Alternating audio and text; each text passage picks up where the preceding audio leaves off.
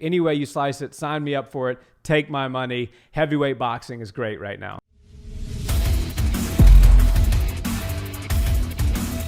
What's up, Barnhill family? And welcome back to the channel. Yo. So, Nick, Oleksandr Usyk scored a great unanimous decision victory, surprising to some last night, over Anthony Joshua, who is the biggest fighter in the UK. Yeah. What did you think of his performance? Man, that was awesome. Midday boxing performance for us people in the United States. And it was great because the full day was full of great fights. And, you know, when you have a heavyweight title fight and there's a couple of belts on the line and you've got a guy coming up from cruiserweight, there just is a lot on the line, which makes it a big fight. And of course, anytime Anthony Joshua is fighting these days, it's going to be a big event.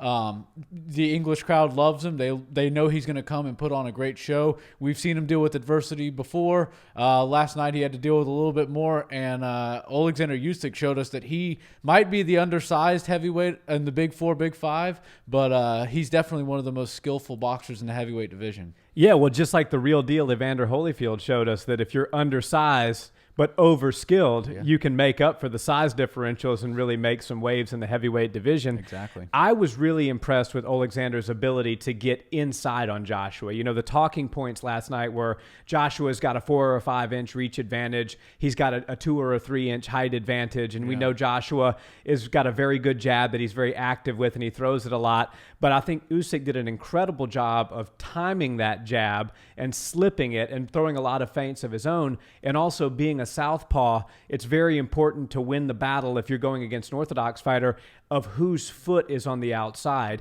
And the fighter whose foot is on the outside in the stance when they're facing each other is usually the one that has the advantage. And that was what allowed Usyk to really throw a lot of those straight twos down the pipe that landed on Joshua. Some of them hurt him and made him respect the power to where Joshua didn't just try to use his size and strength and bull rush Usyk. He really kept him honest with those heavy shots. And then when Joshua would notice that the straight was coming, he would mix it up every now and then with a nice short hook to the body, depending on where he is.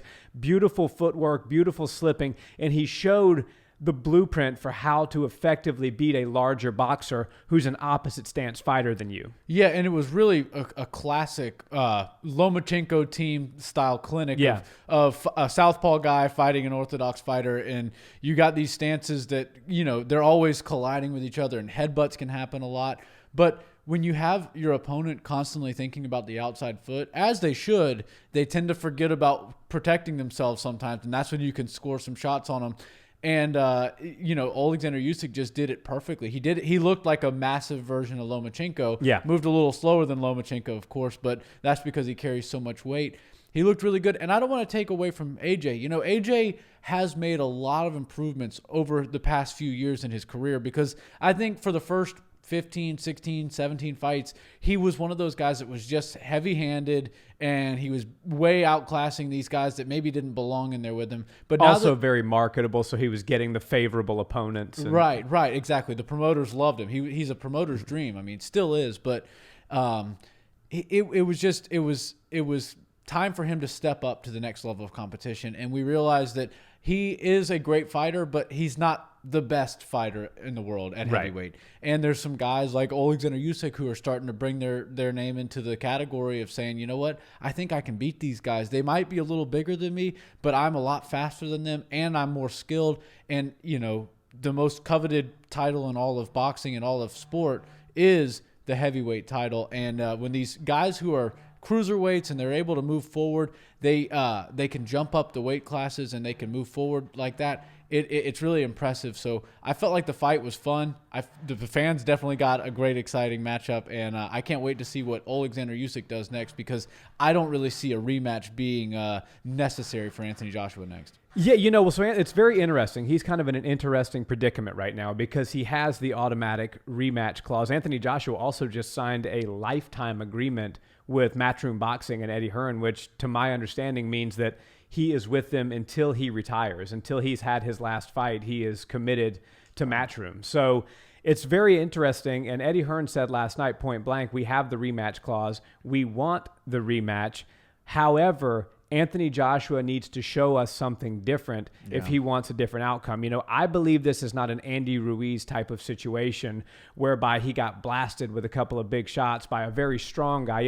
If you look at Andy Ruiz, you don't think much about power, but he does possess a lot of pop in his punches, have a lot of knockouts coming into that fight, and he got hit by a couple of good shots, and then Andy Ruiz kind of went off on his own undisciplined journey after that, which is what made the comeback win for Joshua a little bit easier. I wouldn't bank on Usyk becoming undisciplined at this point. No. The Lomachenko camp under the watchful eye of Anatoly Lomachenko is anything but undisciplined. And so you're going to see Usyk come back just the same or better than you saw him last night. And what you saw was not Joshua got hit by a couple of good shots and got clipped. You saw Joshua get outboxed from start to finish. He had his rounds in the middle. He did the middle of the fight was kind of 50-50, but the beginning and the end of that fight was all Usyk. It was all footwork. It was all timing. He had the timing and rhythm of Joshua down. He was confusing him with the shots. So if I'm advising him at this stage of his career, let's not rush back into it. You're still a huge star. As he showed last night, he can fill up a stadium, whether or not a belt's on the line. There'll be 50,000 screaming English fans regardless. They don't care. So I would be advising Anthony Joshua, hey, look, let's do a couple more fights. Let's work on our footwork. Let's work on fighting a southpaw because we haven't done that a lot in our career. Let's work on how to negate the stuff that he was successful with against us and then look at coming back for another title shot. I would not advise him to jump right back in there with Usyk at this present moment. Yeah, I don't think so either. I don't think one training camp is going to be enough time for him to bridge the gap between him and Usyk's skill level. He might not ever get as technically as good as Usyk. And, it kind of seems like we have a 4-man tournament taking place, and one of the fights just happened, the semifinals, if you will. Joshua and Usyk. Usyk came out victorious. I think Wilder and Fury part 3 is going to be, one of those situations where we're going to see Fury likely get the finish again. And then I would like to see Fury and Usyk try to see who's the best, see who the true best, the unified heavyweight champion of the world is for all the belts, all the money's on the line and all that stuff. And then we need to see, I think Deontay Wilder and Anthony Joshua would be a fun fight, a big fight, and both of them would, have a little bit of their backs painted up against the wall where they would come out swinging. They would give us a great fight. And I think no matter the outcome, the winner would jump right back into a shot against whoever wins between Usyk and Fury or whoever emerges as the number 1 heavyweight in the world. For sure. And I, like you, am also picking Tyson Fury to beat Deontay Wilder in the 3rd installment, but I'm also well aware of the fact that he could make me eat my words and Deontay Wilder could end up victorious, which is kind of interesting because that was the other question I wanted to pose to you was, let's say for a second Deontay Wilder wins against Tyson Fury. How would you think he would fare up against Usyk? And then the flip side of that coin, if Tyson Fury wins, how do you think he fares against Usyk? And who do you think Oleksandr has the best chance of defeating if he wants to do something that I'm not sure has been done in the modern era, which is to become the true undisputed in 2 different weight classes? Yeah, which would be remarkable. I can't even begin to explain how difficult that is, especially in those 2 weight classes, when you're a guy that's as undersized as he is. And when we talk about the size advantages or size disadvantages, it really only plays a huge role in things like heavyweight bouts or when guys move up to heavyweight. Because when you're talking about a 150-pound fighter fighting a guy who usually fights at 152 pounds and he's a half an inch taller and his reach is 2 inches, those are very minor details. But when you see, like, let's just say Oleksandr Usyk get in there with Tyson Fury, you're looking at 2 people that are clearly different sized human beings. And that's when the size advantage or size disadvantage can come into play. And I think that Anthony Joshua of the big 4 was the easiest fight for Oleksandr Usyk.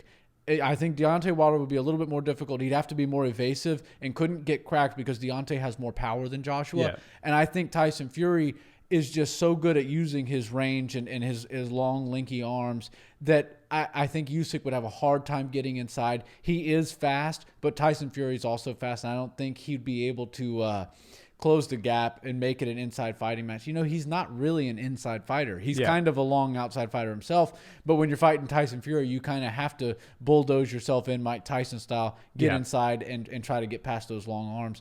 I think that Usyk's got a tough road ahead of him, but he's shown us championship caliber mindset. He's mentally tough as heck. He's got belts, half the belts at the heavyweight division, all the belts at the cruiserweight. So he's able to do great things in this sport.